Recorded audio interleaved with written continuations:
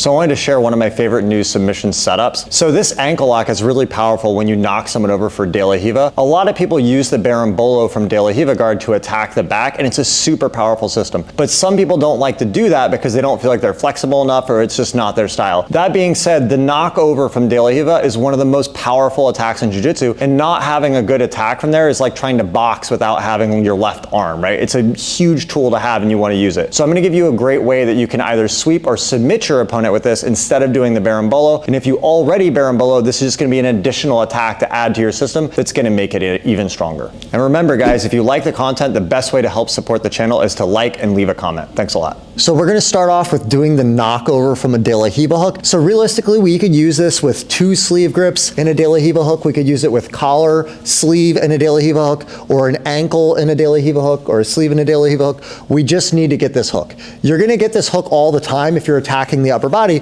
because people often defend by keeping their elbow and knee tight to prevent arm bars, omoplatus triangles, which is going to make getting this hook in really easy. Once we get this hook in, we're going to switch to an ankle grip. So if I had collar or sleeve, I would switch to an ankle grip.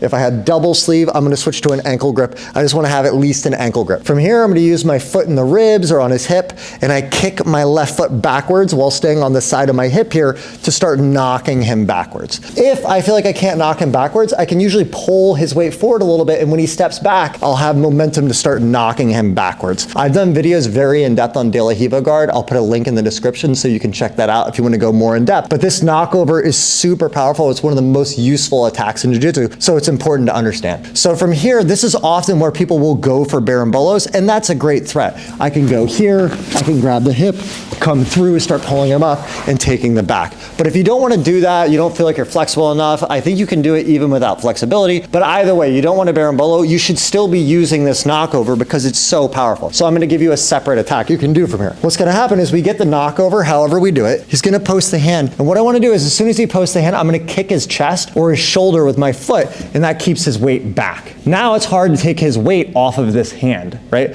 So once I've done that, now I can let go of the collar, and instead of going for the bolo, I'm going to grab this cross pant grip here, and I let go and pull this leg out.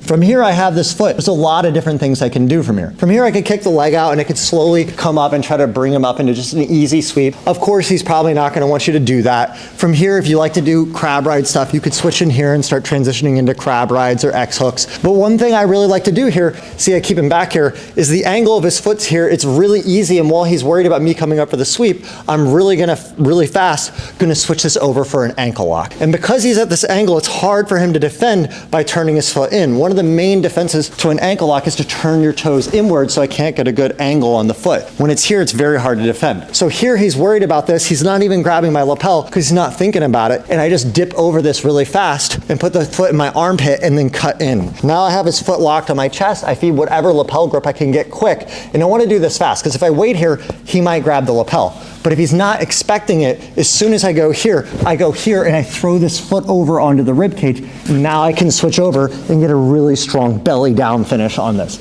And it's very hard to predict coming, right? So again, we're playing open guard. We could have double sleeve, collar sleeve, we're attacking. He gets his elbow and knee tight.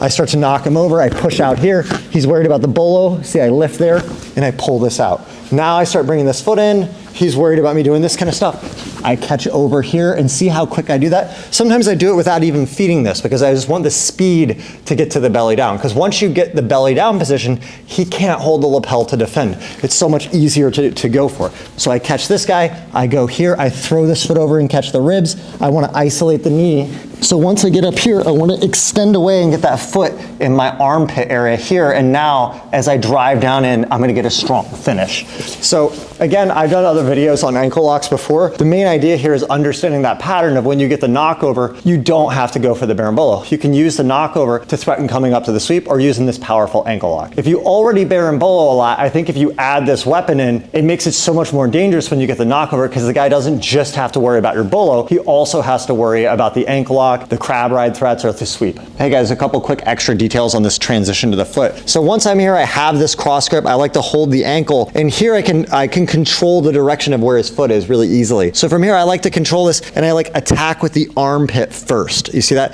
If I try to go like with the arm first, his foot can move. But when I hold this, it's harder to turn it, and then I feed it into the armpit there. Once I catch the foot in the armpit, it's harder to rotate, and now this foot cuts in, and I try to lock his heel on my ribs. And there's different grips you can do. I play with different ones, but the main idea is just want to lock that in tight. I like the heel on the rib cage here so he can't kick his foot through. I make whatever grip I can, and then really quick here, I like to bring my shoulder under and I bring this to the rib cage, and this helps me step my hip over to belly down. You can see here, right, what I'm doing is I'm kind of folding his foot like a toe hold there by pressing in here, right? It's just that rotational force there to get the break. All right, guys, hope you liked the video. If you guys want to know more about the De La Riva guard itself, I have an entire course on my site breaking down the position. It's over 100 videos. I go through every possible combination of response your opponent can have. It's really worth checking out. To really get good at these positions, you need to spend a lot of time on them, and you need to learn all the different patterns. So on the YouTube channel, I cover as much as I can, but on a proper course on the website, it's much easier to go through all the different situations an opponent can go through. And as always, if you guys like the content, like, share, subscribe. Thanks a lot.